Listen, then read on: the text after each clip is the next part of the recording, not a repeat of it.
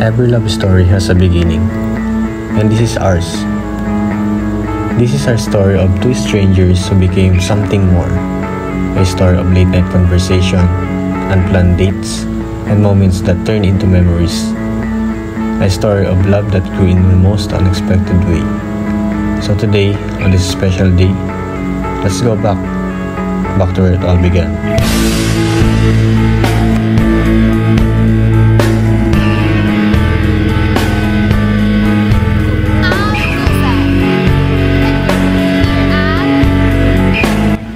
Nagsimula ang lahat nung unang beses kitang makita sa BU Library.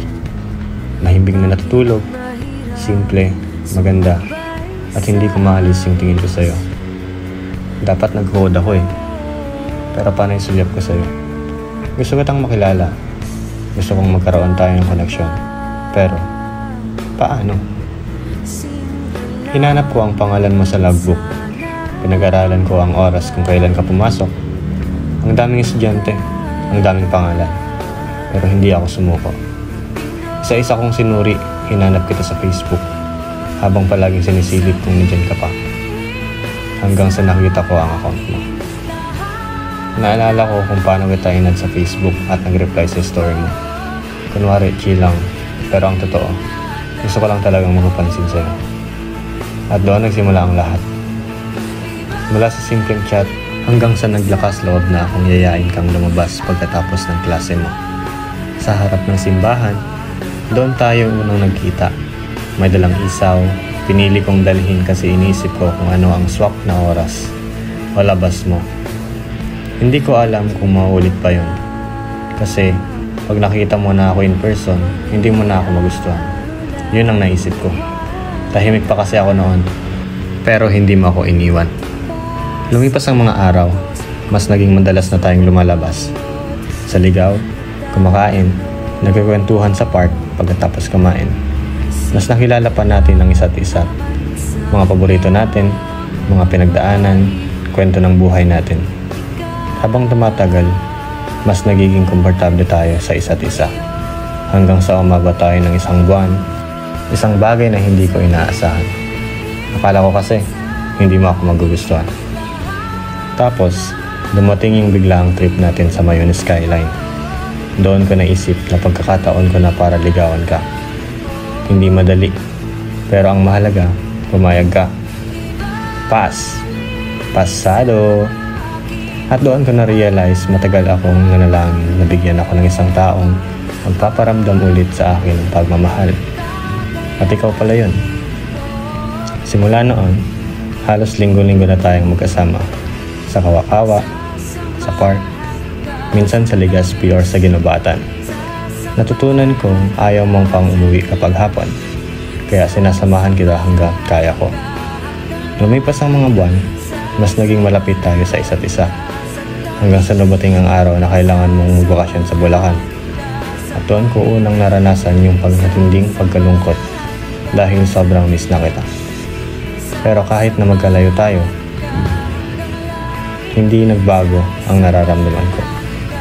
Nagtapos ang 2024 na magkasama tayo.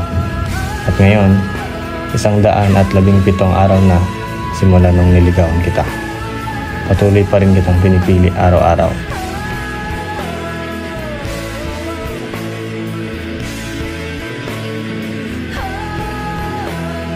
Alam kong hindi palaging magiging madali.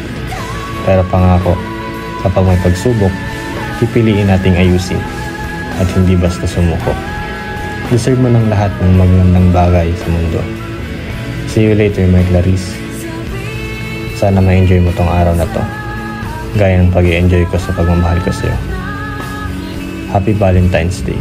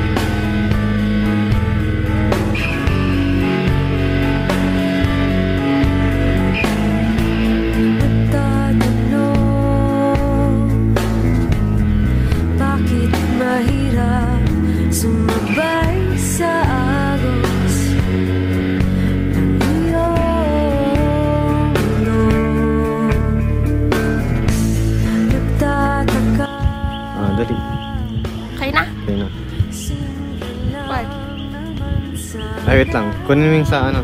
Ano naman ganun? Naiwan kayo sa iyo, box yung isa. Ano? Ako pa kukuha ng regalo. Ayun na. Yung ano, kunin mo. Bago pa ano.